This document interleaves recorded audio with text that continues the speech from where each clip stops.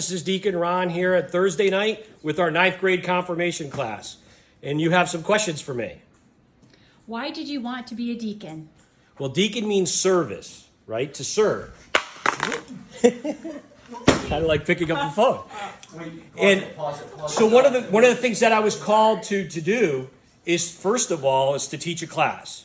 To teach my own children, and then to teach children like you, or now young adults, right, in our confirmation class. But ultimately to serve God. That's what deacon is, to serve. Okay? Perfect. What was the most special part of the day that you were ordained as a deacon? All right, so for anybody who doesn't know, what to be ordained means is to have the sacrament of holy orders imposed on you by the bishop.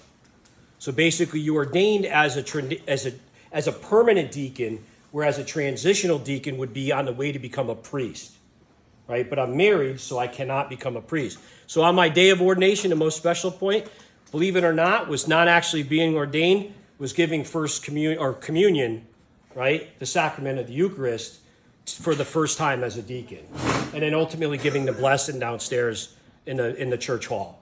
To be giving my first blessings. That was very special to me. Okay?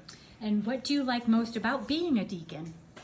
I get to be with you guys, right? And to be involved in the church, ultimately to serve. But there's no pay for being a deacon. And I'm also a fire chaplain for the Diocese of Norwich.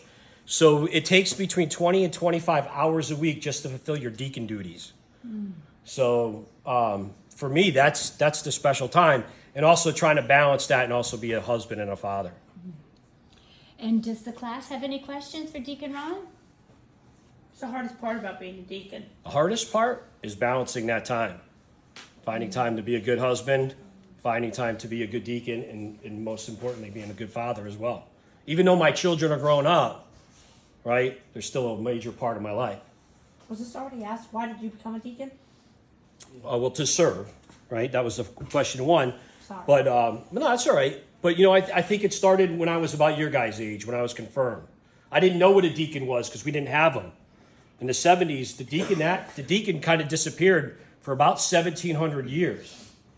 And it wasn't until Vatican II in 1965 that we see the deacons come back. So when we were going for confirmation, there were no deacons.